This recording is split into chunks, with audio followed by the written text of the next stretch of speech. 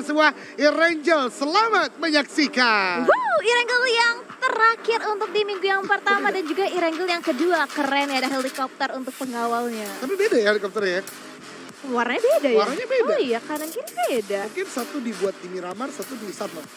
Oh, hijau itu Sanhok, biru itu Miramar. Kenapa biru Miramar? Kenapa tuh? Karena orang butuh air.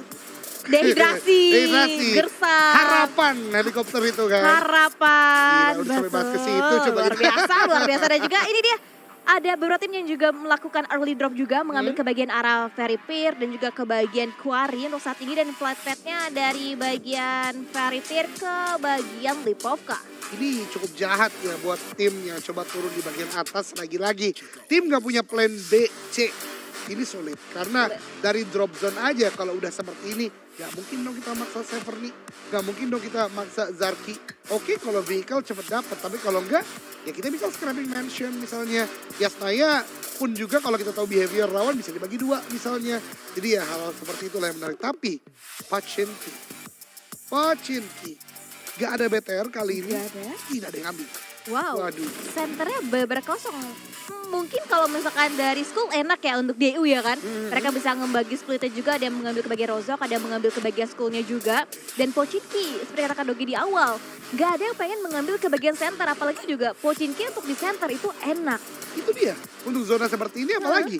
Iya. Ini ngebantu banget. Aura sih menjadi salah satu tim yang bisa paling cepet ya untuk menuju ke arah bagian Pochinki. Nah, Windy, ini gue ngebahas lagi nih perihal drop zone. Sekarang lu bayangin, kenapa gue bilang drop zone drop zone pinggir tuh sulit. Sulit, kenapa? Sekarang coba lihat GD, mau gerak EVOS, Gig, Wow. mereka mau tailing pun gak gampang. Mereka harus kalkulasikan timingnya Gig gimana, EVOS gimana. Dan ini menurut gue menjadi salah satu permasalahan GD yang sampai detik ini akan sangat sulit mereka pecahkan. Karena gimana pun dua tim loh kaliber PMPL yang harus mereka tailing atau mereka ikuti dari bagian belakang. Kita akan lihat nantilah apakah GD punya strategi baru atau tetap tailing ke arah bagian depan. Karena kalau tailing lagi kejadiannya kayak di Spring Split kemarin. Either ketemu Gig, kalau dia ke atas, ke kanan pasti ketemu EVOS Reborn. Oh betul, karena dari gerbang ataupun dari entry point-nya aja udah dijaga terlebih dahulu sama Gig, sama tim EVOS juga. Dan saat ini kita melihat juga pergerakan dari seorang Katau, dari tim Geek Fam ID juga yang sedang menggantikan posisi seorang Toms nampaknya. Toms keluar, Katau masuk untuk bisa memperkuat lagi line up dari Geek Fam untuk di game kita yang ketiga. Dan sejauh ini masih sama-sama fokus untuk bisa looting juga di bagian drop zone mereka masing-masing. Belum ada kontestan ataupun contender sama sekali untuk tim Geek. Belum ada perang juga yang terjadi karena sejauh ini kalau misalkan kita berbicara Erangel, sering kali itu first blood-nya tuh terjadi di menit yang ke-14. Jadi masih cukup santai lah untuk di awal-awal gamenya. Ya lebih ke arah ini aja sih, apa ya udah kita tidak mau kehilangan loot yang maksimal ya kan. Semua weapon harus prima gitu kan. Tapi ini kita ngebahas lagi nih. Untungnya kan belum fight. Belum fight. Untungnya belum fight. Rumah ini gue mau shout out. Kenapa tuh rumah ini? Rumah ini adalah rumah penuh perjuangan gue ketika push solo FVP. Rumah itu? Iya, karena rumah itu kelihatannya kecil, Win. Kecil. Tapi di beberapa nih kan ada website-website yang memberikan ini high tier loot, ini medium tier loot atau low tier loot. Bisa kasih tahu letak-letak spawn vehicle juga ya kan? Itu ya, tadi rumah tersebut di beberapa website atau sumber yang gue dapat itu medium sampai high tier loot. Padahal rumah kecil komplek di sekitaran kiri dari Gatka. Gatka, iya Gatka. Nggak expect akan seperti itu ya untuk lootingannya ya. Salah satu scrapping yang favorit itu di sana. Di sana? Oh sama kayak kalau misalkan Windy ya di Sanhok ya. Itu pasti untuk rumah favorit scrappingan itu pasti tahu gak sih Kak yang di bawah-bawah Hatin tuh. Yang ada rumah-rumah scrappingan yang kita bisa nyebrang ke bootcamp juga. Bisa nyebrang kemananya itu rumahnya kecil. Tapi kayak itu udah lootingannya udah cukup banget ya. Udah cukup banget. Iya itu dia makanya kadang-kala grindingnya player tuh harus kesana juga. Tapi yang tidak butuh grinding sama sekali, kalian bisa mendapatkan eksklusif merchandise. Tinggal datang dan dapatkan hadiahnya. Sekarang ada di Senayan Park. Senayan Park. Itu Senayan Park kalau nggak tahu teman-teman ya, ada di Senayan. Namanya udah Senayan. Iya, bener kan? Iya, Taman Senayan. Taman Dapatnya. Park itu taman atau Park Jisung? Beda. Beda. Aduh, nice try. Ini dia ada winner chicken dinner quantity juga. Erangel 1, Miramar 3 untuk Benway. Dan ini yang gue katakan. Lagi-lagi muncul Koenigsegg. Kalau Berbicara bisa- Koenigsegg. Iya, masuk. Anaknya PUBG Mobile Ah, banget. PUBG Mobile. Gua searching dong. Searching. Jadi Koenigsegg ini kenapa dia mahal? Selain dia adalah masuk super dan hypercar, Heeh. dia juga ternyata handmade. Handmade. Handmade.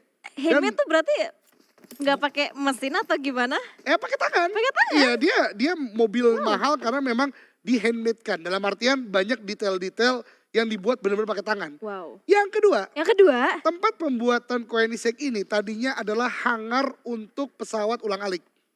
Tahu pesawat ulang-alik? ulang-alik pesawat kecil. 3, 2, 1. Oh, iya. Nah itu tadinya. Dan Koenigsegg itu ya memang se-eksklusif itu gitu. Wow, keren. Dan juga itu untuk tempatnya sendiri ya. Hah? Seringkali juga jadi ending circle juga sempat ya kan. Oh, kirain ngomongin Koenigsegg real life Enggak, lagi. ini udah ngomongin compoundnya ya Iya, kan. iya, in Karena kan game. Kak Dogi kan sempat bahas di awal juga ya kan. Dengan ada compound baru aja itu pasti bisa merubah gameplay juga ya kan. Betul. Merubah hasil juga didapatkan nantinya. Itu Karena dia. seringkali kan zona kebagian open terus kalau misalkan di tengah-tengahnya ada compound itu menjadi keuntungan tersendiri lah. Tapi untuk minusnya pasti banyak yang pengen berusaha untuk meretake.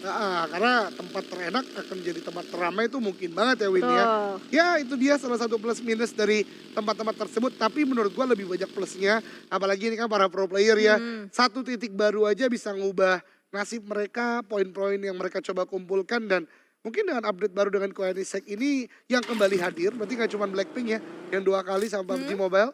Koenigsegg juga ini bakalan buat mereka ada beberapa gameplay yang berubah. Tapi lagi-lagi kalau gua nggak salah tetap di PMPL ID kita punya peraturan nggak boleh pakai skin mobil ya Yes. berarti ya. Oleh karenanya Coupe RB ataupun Dacia di bagian Erangel juga nggak pada pakai Koenigsegg-nya. Karena gue yakin pro-pro player ini pasti punya. Punya lah, Ya. punya betul-betul. Dan juga kalau misalkan kita bahas ini dari BNW, Iseng iseng. Dari Nyongs iseng ya kan? Iseng banget mentang-mentang habis MVP. Oh iya, Heeh. saya MVP di bawah, senggol dong. Lempar Nyongs. stun grenade tadi ya. Iya, iseng ya. Senggol dong apa slebel Oh. sekarang? Kan sekarang yang terkenal Iya, slebel. slebel. Coba gimana slebelnya? Slebel itu harus melengking endingnya Nah, kan ya. coba, bisa Sulitnya di situ Iya, saya, coba sulit. dong. Slebel. Bisa lah kalau cewek bisa. Karena cempreng-cempreng gitu Kalau gue suaranya. akan cringe. Ngebas soalnya. Ditambah lagi serak kan Lagi sekarang. serak. Ya buat betul. teman-teman semua juga di rumah jaga kesehatan. Betul. Karena saya pribadi hari ini sedang terkena 2 penyakit keselin. Pertama radang, Iya. yang kedua sariawan. Ya remeh tapi ngeganggu gitu. Iya sih bete sih. Karena apalagi kalau misalkan kita ngomongin hari ini ya, Kak Doge ya, 6 game Heeh. full. Hanya ada kita berdua di sini. Wow, dan sariawan ini. Gak apa-apa, tapi buat teman-teman semua kita akan bring the hype terus menerus. Betul. Dan betul kata Windy, sampai menit ke-7 semuanya lagi mobil simulator. Iya betul. Dan dari Boom juga mereka udah mulai Ini dia, bergeser dari Boom. bagian utara Yasnaya. Berarti ya mereka bergerak dari bagian Mansion Lipovkanya, mereka mengambil ke bagian utara Yasnaya. Berarti rotasinya kalau misalkan kita membahas bagian utara dari Yasnaya, dari Mort pun juga dari awal mula mereka Ion juga rotasinya lewat utara. Gue punya prediksi nih. Oke. Ini NFT main juga kan? NFT main. Nanti lihat zona ketiga nih. Gue punya prediksi, entah mengapa outer circle kita bakal lihat Boom sama NFT. Coba ya kita lihat ya, bener gak nih prediksi gue? Kan tadi circle-nya agak tengah ya tadi ya? Iya. Agak tengah, Heeh. kiri lah ya, agak Kiri, tengah tengah kiri. kiri. Berarti kan dua-duanya punya PR tuh, Boom agak Iya. kanan, Heeh. NFT apalagi. Iya. Biasanya nih, Boom NFT akan ada di sekitar outer, yang tim ngikutin lagi, biasanya Voin. Nah 3 tim itu harus, wah bener Ada kan? Voin. Udah mulai ngejagain dulu, ini Voin butuh poin sih, makanya dia coba untuk take down. Dan bahkan sekarang menjadi meta ya, pilihan pada pakai Skarel, lihat pada ngelin dikit, 1-2 mobil sudah melaju, kita tangkep daya di mobil, tembakan dari K9 dapat 1, langsung di end begitu saja. Ini strategi yang jahat banget sih dari Voin sih, bener-bener ngebuat NFT kayak tentram, damai, aman, apalagi mobil pertama kan, aman guys, Aman. tiba-tiba ditembaki. Dihitungin ya satu persatu sama tim Voin kayak satu mobil lewat berarti tinggal sisa 3 player lagi dan betul dengan prediksi mereka masing-masing player mereka mengendari satu vehicle aja dan dari Batman tadi yang sayang sekali diculik juga posisinya oleh tim Voin dan memang itu adalah pergerakan yang pasti disengaja oleh tim Voin karena mereka menunggu tim NFT nyebrang lewat jembatan kanan dan lihat dapetin 1 Batman. Voin langsung rotasi lagi masuk ke bagian play zone ya. Ya memang udah itu aja niat yang dimiliki oleh Voin gitu ya. Tapi Voin harus hati-hati. DG adalah salah satu tim yang sekarang mengadaptasi lootingan BTR sebelumnya. Yaitu Farm. sekitaran farm. Dan kalau mereka nggak aware, DG bisa melakukan hal yang sama. ke arah bagian Void. Karena tadi Void kayaknya vehicle-nya kok terbatas sih Win ya? Iya terbatas dan apalagi di bagian bibir circle-nya itu dijaganya sama tim DG ya kan. Mereka udah lebih dulu setup tapi nampaknya nggak akan ada tembakan-tembakan manja yang datang dari DG yang diarahkan ke tim Void. Karena mereka akan coba fokus kembali berotasi lagi untuk mengarahkan vehicle mereka masih melintas di bagian rumah 12. Saya lupa ada Ikyar. Ikyar ini juga salah satu player yang menurut gua punya punya gaya bermain yang mengedepankan zona. Jadi kalau gue biasa ngomong objektifnya Ikyar ini zona biasanya. Dan ini terbukti DG cepet banget untuk bergerak lagi. Terus maju ke arah bagian tengah dan harusnya Void berani melakukan hal yang demikian ke arah NFT. Mereka udah tahu DG sering melakukan itu makanya berani. Nembakin dulu baru mereka masuk kemudian. Tapi satu tim lagi Windy yang kita udah lama gak bahas sebagai penguasa utara juga. Skylights Gaming. Yang kali ini kedatangan kembali lagi Jersey main ya tadi ya. Kalau bermain lagi berarti ya kembali dengan line up utama mereka. Udah mulai bergerak dari bagian hospital tapi DU barusan menumbangkan satu pemain dari Aura Esports. DU mendapatkan POV yang cukup clear nampaknya ke tim Aura tapi ada gangguan juga yang datang dari tim lainnya. Bukan dari tim Aura tapi gangguan datang dari tim Morph. Yang mengganggu juga pergerakan demi pergerakan dari timnya sendiri. Dan itu ternyata dari seorang Rozezi yang di take down posisinya oleh tim Dewa United. Ini posisi DU, jujur, ini kemarin gue bahas juga dengan beberapa kawan yang main PUBG Mobile tentunya, ini gak terlalu baik. Pertama, gereja kalau di-push 4 orang, DU mati ini 2. Kedua, tempat rumah L juga, di-push 4 orang, dia mati. Makanya ini posisi yang menurut gue membutuhkan keagresivitasan DU dalam artian ada musuh deket aja tembakin terus. Zoning out terus. Karena kalau mereka berhasil touchdown 4, ya lagi-lagi satu kaliber 4 lawan 2, gak punya banyak obstacle, ke take down DU. Ya sampai juga sekarang nampaknya dari DU malah yang terjepit ya kan. Di belakangnya ada Morph, di depan dari tim Aura. Bahkan dari seorang Jesse juga udah mulai memberikan counter shotnya lagi ke bagian depan dengan tapping-tapping menggunakan M14 ya. Tapi walaupun belum ada damage yang masuk tapi bisa memberikan gertakan balik ke tim Dewa United. Di belakangnya ada Morph, depannya ada Aura. Lawan 8 orang betul. Vibes-nya mirip kan Morph sama Aura, iya gak? Iya gak? Oh iya. Iya kan, tadi aja kita kira Morph no mercy. Iya kan? Lawan 8 orang. Kayak satu tim isinya 8 orang. Emang everything happens for a reason. Betul. Kenapa ada rotasi yang mirip ya emang bocah-bocahnya dari situ-situ juga gitu kan. Kepala-kepalanya dari situ-situ juga. Iya, pemikiran juga sama. Mirip-mirip. Nah lihat nih itu pojok-pojok kan. Si Poin, si NFT, si Boom ya kan. Ketemu. Iya emang udah behavior banget lah ini. Kelihatan banget. Nah Poin akan tahan dulu nih. Tapi fight kali ini udah mulai pecah di mana Boom. Menembaki ke arah bagian NFT yang udah low HP banget dan akhirnya tumbang. NFT Swavel tadi yang dikirimkan ke arah bagian depan ya. Kali ini membuat NFT hanya bisa melanjutkan game dengan 2 orang saja Windy. Wow, tapi itu splitnya NFT mereka jauh banget loh. Swavel udah di bagian atas Georgiopol tapi yang 2 player lainnya masih di atas utara Rozok. Itu gue juga agak bingung sih. Apakah masih ingin melakukan rotasi lebih jauh? Mendapatkan utility yang lebih banyak? Gue juga kurang mengerti apa yang coba diupayakan oleh NFT tadi. Tapi melihat Boom nih ya. Akhir-akhir ini benar-benar ingetin 4AM menurut gue. Gameplay mereka yang berani untuk menahan di bagian luar zona. Nah bandages.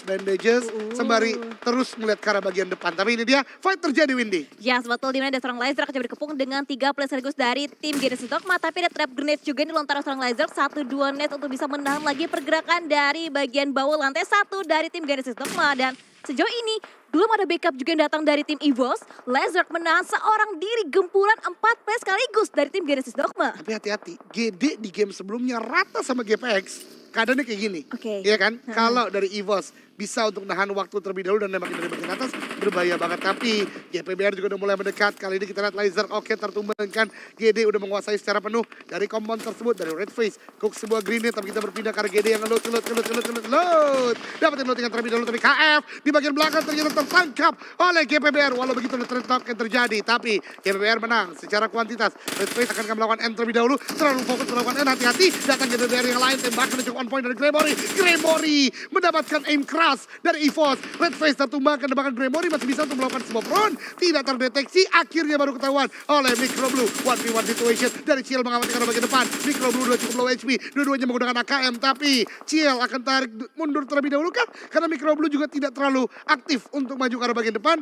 Cook sebuah nade meletup ke arah bagian depan, tapi tidak mengenai ke arah Ciel, menuju ke arah bagian bawah. Yes, betul. Dan lihat dari seorang Red Face masih berusaha untuk crawl back kembali untuk bisa dilakukan inisiasi revive dari seorang Microblue. Di revive masih bisa red face. Masih dipegang posisinya oleh seorang Microblue dan kameranya juga bergeser ke POV tim yang berbeda lagi dari tim Morph. Nandi setup semua ke bagian kanan untuk bisa mengkamuflase dulu bagian vision sebelah kanannya juga. Dan saat ini lihat Fajar juga melihat pergerakan demi pergerakan dibangun juga oleh tim BNW yang ada di bagian atas kempan mereka. Ini Morph sekarang menjadi tim yang berani banget split jauh-jauh ya bisa kita katakan ya.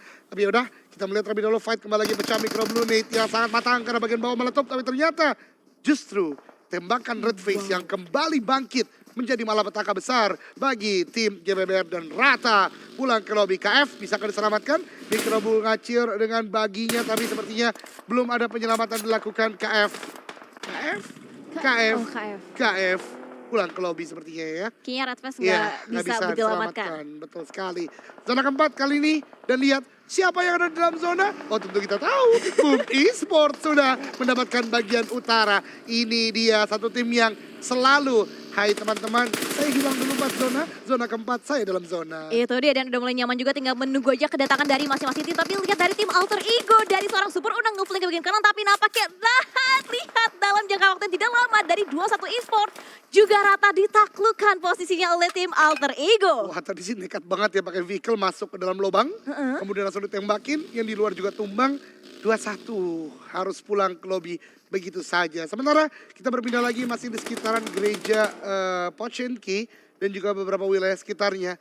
DU justru menjadi tim yang terlambat rotasi karena tertahan oleh BNW seperti dari bagian belakang dan bahkan wow, Fluxy itu nasty shot. Dia dapatkan satu play dari DU dan ngebuat DU dengan 3 active player makin lama lagi masuk dalam zona Windy. Ya betul dan lihat ya seorang Beret juga dia semakin lebih pede Gokil. lagi langsung tabrak ke bagian pergudangannya turun touchdown dan dengan M4 UMP di tangan seorang Flux dan lihat ya seorang Barrier memfollow juga dengan tembakan jumping shot juga dilakukan dan lihat bahkan itu juga hampir membuat HP dari seorang Flux juga ditumbangkan bahkan Wah. ada backup datang.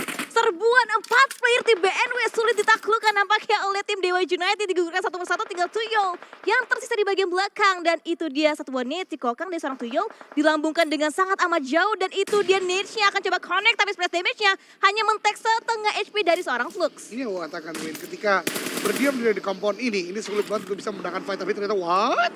Ngacir di sana DG, 4 orang langsung dengan vehicle yang berbeda langsung masuk ke dalam zona sementara Ucup sudah melakukan call karena Tuyol udah gak worth it brother. Langsung bergerak saja masuk ke dalam zona dan BNW juga dengan kemenangan besar yang mereka dapatkan 2 eliminasi tanpa knockdown membuat mereka bisa masuk dalam zona tapi tabrakan DG kali ini cukup berani namun GD melakukan sebuah defensif yang sangat kuat 2 tumbang dari DG mencari yang berikutnya GD benar-benar panas bahkan 6 sudah didapatkan dan dunia games rata oleh Genesis Dogma.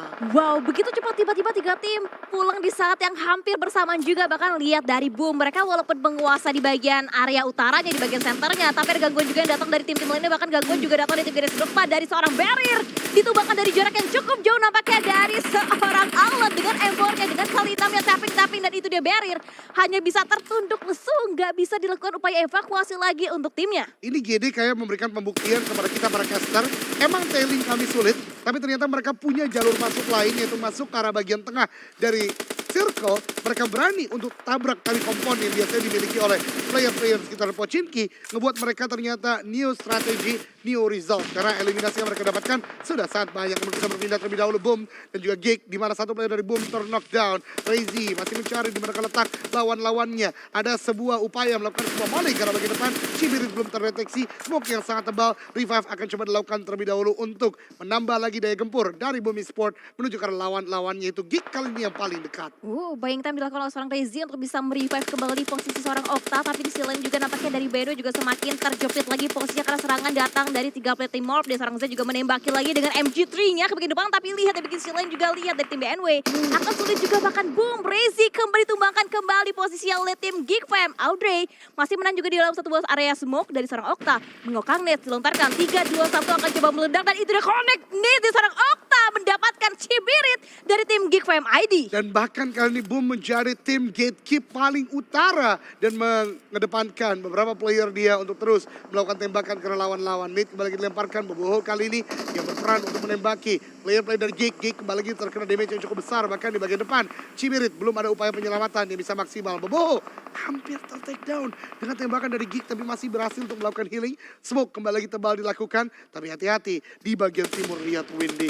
Ada BNW, ada Morph, ada Void, dan lagi-lagi Morph yang terjepit kali ini diserang oleh BNW. Nyongs maju ke arah bagian depan, menggantikan bagian M4, tembakan ke arah bagian depan, tapi ternyata ada close contact yang terjadi, menggantikan bagian Thompson lagi. Satu weapon yang sekarang sedang di-buff dan berhasil menumbangkan satu lagi player Morph. Dapat satu player Morph, dapat bagi juga, jemput teman, tapi ternyata teman dan tembakin oleh FJ. Nyongs, bye-bye, masuk ke dalam zona langsung. Ya, sebetulnya akan fokus lagi untuk objektif zonanya aja untuk tim BNW. Nyongs memimpin jalan terakhir untuk tim BNW. Di depan mereka juga ada tim Alter Ego yang ternyata Potato juga udah mulai bonyok satu persatu player mereka, dan Onyx udah mulai kembali lagi menggila kembali dengan Genesis Dogma ditaklukkan satu persatu, akan Morph juga dieliminasi di posisi yang ke-12. Betul sekali, dan ini dia perang bintang dalam artian dua tim dengan kapasitas yang luar biasa. GD ternyata berhasil mendapatkan satu player dari Onyx, membuat keadaan cukup berimbang kali ini.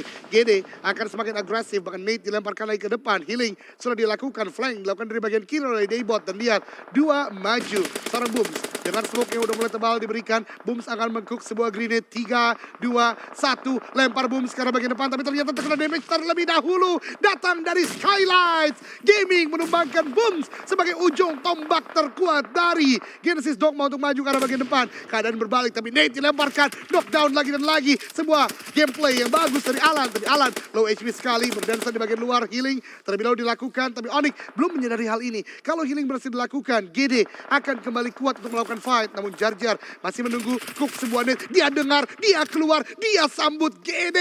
Kembali lagi tumbang, menyisakan hanya satu orang, yaitu Daybot, yang kali ini bahkan tidak prima mencari mana letak Onyx berada. Masuk ke arah bagian dalam, dua player Onyx maju ke arah bagian depan. Daybot dapat satu, mencari yang kedua, tapi itu dia dapatkan yang kedua. Daybot luar biasa sekali. Ini membuat 1v1 dengan Onyx sementara waktu Windy. Ya, betul, dan nampaknya lihat tinggal satu lagi 1v1 juga terjadi. Nampaknya ada seorang Jar ngeflank ke bagian kanan, dan lihat itu pergerakan Daybot akhirnya eksekusi juga, dan Genesis Dogma yang harus dihentikan langkahnya oleh tim Onyx, dan juga fight juga terjadi bagian sisi luar lainnya dari Boom. Juga akan mengantisipasi lagi movement dari tim Geek Fam. Audrey udah cukup low juga, dan Katao semakin terhimpit lagi, semakin terminimal juga untuk evakuasinya mereka. Ini perang terjadi di banyak sisi di zona yang kelima. Baru saja fight selesai antara Genesis Dogma dengan Onyx Esport. Kali ini Aura, Boom, dan juga dari Geek berusaha untuk masuk dari bagian utara. Terus Sandy lagi dan lagi melakukan sebuah movement yang unpredicted, mencoba untuk men-take down lawan-lawan di bagian depan. Bahkan Geek tahu ketika dia masuk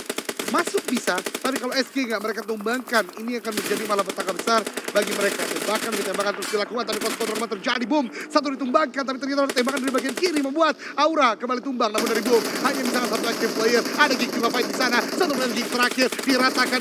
Ratakan Geek, ternyata rata, tapi Aura juga. What happened? Tembakan dari bagian bawah SG lagi dan lagi menjadi pembeda. Dua tim rata dalam fight yang berbeda. Boom justru aman dan masih bisa untuk bermain di game kali ini. Wow, Aura di saat yang bersamaan mereka juga bisa mengantisipasi movement dari Boom. Apalagi di bagian low groundnya juga ada tim Geek yang mengganggu pergerakan dari tim Aura. Malah Boom yang masih bisa survive, masih bisa selamat juga. Dan tiba-tiba tinggal 4 tim lagi yang tersisa antara Boom, Alter Ego, Skies Gaming, dan juga tim Void. Dan lihat dari tim Alter Ego, Potato juga masih cukup santai juga di dalam satu buah area jeraminya untuk bisa menutup vision dari bagian luar dari tim Void. Mereka masih komplit, masih prima juga dengan 4 punggawa mereka. Bahkan Martin cukup puluh di sana, HP-nya dia akan coba tapping-tapping lagi dengan prediction dari seorang Fanatic. Tapi Fanatic masih belum bisa mendapatkan opening knock yang dia inginkan untuk saat ini. 3 tim di antara top 4 kali ini belum mendapatkan chicken sama sekali. Alter Ego, Skylight Gaming, dan Void. Berarti ada kemungkinan 75% chicken dinner baru bisa didapatkan oleh tim-tim yang berlaga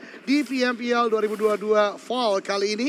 Masih ada pengamatan SG, tapi Void cepat juga untuk maju ke arah bagian depan. Bahkan Boom, wow! High risk gameplay ternyata tidak berhasil karena ada flank yang dilakukan oleh Void juga membuat kali ini tim yang cukup prima ada di late game. 4 untuk Alter Ego, 4 untuk Void, dan 3 untuk Skylight Gaming. Ya betul, dan juga split yang dilakukan oleh tim Void. Mereka benar-benar memperluas sekali area jarahannya mereka di bagian area outer circle-nya. Dan dari seorang Conbit mengamati hal tersebut. Melihat pergerakan seorang Algo Alpha dari tim Void, tapi belum tembak juga karena masih terhalang dengan Brotiren yang ada di bagian ladang gandumnya juga. Dan Nits itu hampir meluluhlantakkan juga formasi yang dibangun sedari awal oleh tim Alter Ego. K9MZ mengokang Nits yang lagi yang kedua kali, tapi terpatung sedikit dan sedikit melenceng nampaknya untuk bisa menuju lagi ke bagian pertahanan dari tim Alter Ego. Meletup agak cepat di bagian udara, tidak berhasil untuk menumbangkan player dari Alter Ego, tapi satu player yang paling racing dari Alter Ego, Pondbit, udah mengumpulkan 4 eliminasi, setengah dari total yang didapatkan oleh timnya, terus memberikan pressure ke arah lawan-lawan yang ada di bagian depannya. Obvious movement tentu akan membuat sebuah kerugian bagi masing-masing tim, oleh karenanya tim-tim yang masih punya 4 orang, gue lihat meninggalkan setidaknya 1 orang di bagian belakang untuk terus melakukan pressure ke arah lawan. Point kali ini membagi fokusnya 2 ke arah SG, 2 ke arah Alter Ego, dan Alter Ego 1 orang di bagian belakang tadi. Potato kalau gua salah tuh Pondbit ya. Dia benar-benar mencoba untuk menahan pergerakan lawan. SG sekarang yang terrugikan karena tidak masuk zona sama sekali. Ya betul, berhasil direksekusi satu persatu, bahkan dari seorang Martin juga di tracking fire-nya dari seorang Alpha dari tim Void dengan jarak yang begitu jauh dengan kali tiganya Martin. Hampir di tap down juga posisinya oleh seorang Alpha, tapi lihat semakin terbatas lagi ruang gerak dari tim Skelet Gaming dan dari Alpha. Udah mulai menaiki satu buah vehicle-nya, touchdown dilakukan, cloning juga dilakukan nampaknya untuk bisa menjaga lagi area barikadenya untuk tim Void. Bahkan reset armor Pondbit. Enak banget dan ada center juga di bagian tengah-tengah airdropnya. Ini berbahaya sekali, Pondbit dibiarkan punya level 3 vest, level 3 helmet, tentu akan menjadi masalah bagi lawan-lawan SG. 3 tumbang di bagian sana sepertinya udah gak bisa diselamatkan. 2 maksud saya, 1 yang masih aktif akan terus bergerak sepertinya mau tailing ke arah bagian point agar tidak terdeteksi, dan itu adalah seorang Pinky. Nit yang dikup dari Pinky, kita lihat 4 nih, bisakah menjadi pembeda? Masih mencari di mana letak poin berada. Terlihat FJ di sana, tapi sepertinya Alpha yang akan dicari terlebih dahulu. Nate yang sangat dekat, meletup di dekat Alpha. Duar, 1 damage besar, tapi belum berupa sebuah knockdown. Pinky mengganti ke arah bagian AKM, dapat Alpha di bagian belakang. Poin kembali aware, tapi tembakan Pinky, dapatkan yang kedua. Ini dia backstep yang tidak terduga-duga, tapi Pinky terlihat dan dirasakan oleh Alter Ego. Alter Ego kali ini mempunyai kesempatan yang paling besar, tapi lihat Tensky berhasil membalaskan sedikit damage ke arah bagian Alter Ego. Namun begitu, Alter Ego makin maju. Nate dilemparkan, Tensky meletup di sana dan rata. Alter Ego Limax, chicken dinner pertama mereka sangat manis di game Erangel terakhir minggu yang pertama dengan 7, 9, 11 eliminasi. Ya, seperti banget 11 poin eliminasi untuk tim